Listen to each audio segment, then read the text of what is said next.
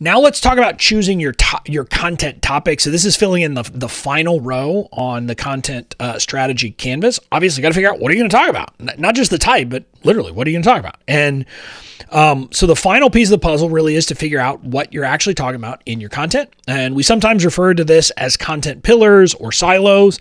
Doesn't really matter what you call it, but the idea is figuring out the general topics of conversation or topics of your content. And I'm going to talk quickly about the goals here, but I'm not going to tell you what to put because you got to figure this out for yourself. But for authority and consideration content, this should be crafted around the things that you're going to teach your students or the way you're going to serve your clients. In other words, this is you define these based upon what you believe. It doesn't matter what the audience is asking for. It doesn't matter what people are doing, because this is about you shifting them and bringing them along. So, but when you do that, your topics will need to do two things. One, they need to solve their problems. You need to kind of establish that you can help people get results.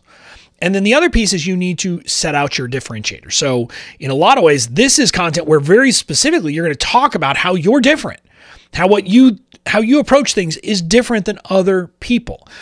And even if you don't talk about it directly, that the way you talk about solving their problems should show them this piece. And the idea here really is, this isn't about going and doing SEO research and finding out what people are searching for. No, this is about saying, here's what you should be doing. I don't care what you're looking for. I don't care what you're asking. Here's what you should be doing, because this is content that is largely built for people who are already in your world. And so you can understand, because of that, you don't have to cater to what people who don't know you yet are searching for out on the internet. Now, awareness content is something different. This is really about, this isn't where you teach people. This is kind of about entering the conversation your audience is already having in their heads. And you can't shift people's beliefs to your approach until you've hooked them with awareness content that addresses what they're currently thinking. And so this really is going out and figuring out, what are people asking? What are people thinking? What is their level of awareness? And then solving that for them. So this means doing market research, and it's about figuring out these things. And there's a few different ways you can do it. One is what's called social listening. And this is just being among your audience on social channels to hear the questions they're asking and the words they're using. So that's social listening. Then there's SEO, search engine optimization research. So you can use various SEO tools to research the terms that people are using. And that's kind of something you can do. And then you could do surveys, and you could use a free or paid survey to find pain points. And I'm not going to go too deep into this, but if you have the money to do surveys, SurveyMonkey has paid panels, so you can literally get paid results. I mean, there will be limits on how you can do targeting, but you can do some certain targeting for them and pay to get people to answer surveys. So that's one way you could do market research and find out what are their pain points and things like that. But that's obviously a paid option. Now, social listening, I'm not going to spend a ton of time on, because you get the point. You're with your people, you're among them, and you then learn. So we are going to talk about SEO research. I wanted to kind of give you some research tools that we love. The first is Uber Suggest. This one costs something. I think they have a $29 a month plan, but you can also, maybe it's $27, but you can also buy a lifetime plan for, I think it's $270 or $290. It's a very reasonable thing. It is an actual SEO tool. If you're going to be blogging, you've got to be doing SEO. So in my view, this is a no-brainer. It is the most affordable. Like, we use Uber Suggest. I have a more advanced one that costs $100 a month, but Uber Suggest will help you do keyword research, find ideas, find topic ideas, and really dig into stuff, including, for example, if you know who your competitors are, you can go and see what keywords they are ranking for and things like that. And that'll really help you refine the types of topics you would be talking about. Now, the other ones are all free, or you can run a limited number of searches, etc. So the first is answerthepublic.com. You enter a keyword, and then it finds all of these questions that are being asked and different types of questions. And so you can get ideas for the types of questions you might want to answer with your content. Again, you get 3 free searches, I think it's per day. So be careful about that, but you can start to build stuff up.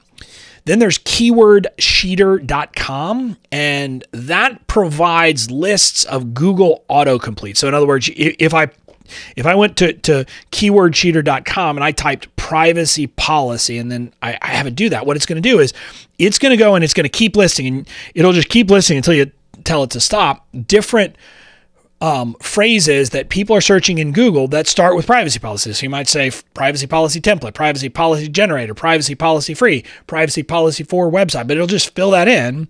And so that gives you a sense of the different words that people are using. Then the last one here that we suggested is questiondb.io. And this is kind of scraping questions from the internet. So it's not exactly clear how they do it, but it's not just Google searching. They're searching different stuff and finding questions, again, around your keyword. So you can use these types of tools as a market research or to do market research to understand what are the keywords people are searching for, what are the topics that people are looking for on the internet, but more broadly, and that will then give you a tool to start figuring out the types of things you need to be creating for awareness content. So these are kind of the research tools that we suggest that you can use to really find this stuff for your awareness content. Now, let's talk about what you do to organize once you've got this. So once you've collected results from your research, what you want to do is kind of group similar questions, topics, and keywords together into broad categories. And, these can become your awareness content buckets. So you might say, well, some are about email and some is about, some is about legal and some is about content marketing and some is about this, that, and the other.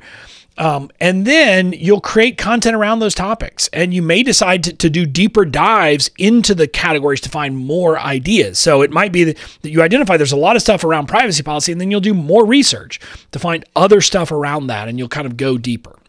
So that's a way to do it. Now, again, as you think about overall content, just keep in mind that your awareness content is only one part of the puzzle. So you're gonna have to do the other stuff, not just this, research and organizing. But I wanted to spend time talking about this because I believe, and what I've seen from people, that awareness content really is the thing that most people are missing. They're not thinking about how am I going to create content that will make people aware of my brand. So this is how you do it. You do this research, and then after you've done that, you group it and put it together in a way and into these categories, and those will become your awareness content buckets. So that's the process of figuring out the topics that you're actually going to cover, kind of the content topics that you'll cover in the various forms. And you'll use this in your long form, but you can also use it for your short form. If you see people are talking about a specific thing, hey, you can create social media stuff for that too. So this is how you come up with your content topics to fill in that last row of the content strategy canvas.